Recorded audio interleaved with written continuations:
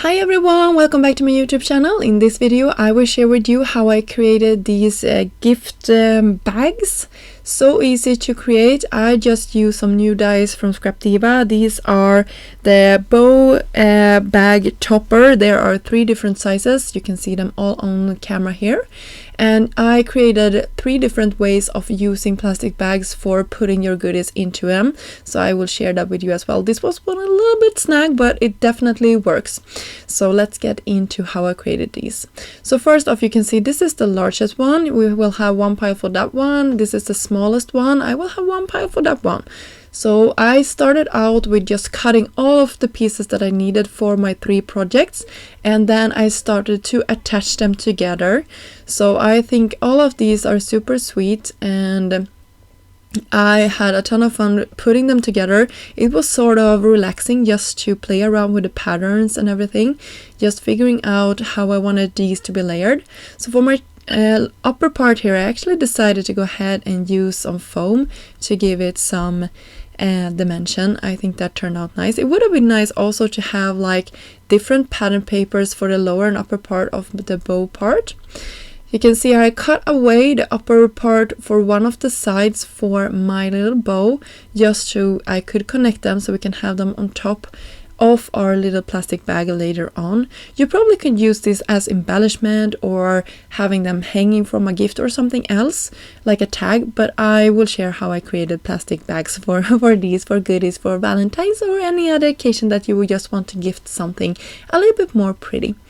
So you can see this is just what I did. I just cut the part for one of them off just to be able to attach them, so it looks something like this. And then I will speed this up quite a lot so you don't have to spend too much time here watching me put this all together. So here you can see the layer of foam, and then I took some gold for this one. So cute. And this is the last one. You can see this is really large, a lot bigger than the other 2 that I put together. So it's nice that you have a variety, and you don't have to pick them all off since they are coming sort of in one pack, so you can decide which one you want to pick up. I have them all, so I just wanted to play with them, and it's so nice to have the variety of doing that. So this one I left not decorated to the back, because I probably will do that when I am closing this off and having my goodies inside of it. For my second one, this is actually the lower part of this, so this is already connected, but I wanted it to look a little bit more pretty with a bow, so I just stapled that together. And then I'm using some double-sided tape just to be able to put this together. And this one you could decorate the backside at once, because the opening will be to the bottom of this. And for being able to close this off, I will use some double-sided foam tape and 2 pieces of pattern papers to the back of this. So if you would do this, you probably would not close this off before having tucked your goodies inside of it. I just wanted to point that out. So it would be better just to decorate one side and then leaving it off. But for the sake of this video, I actually close it off so you can see how it looks. So you can see this part you would do when you are ready to gift it.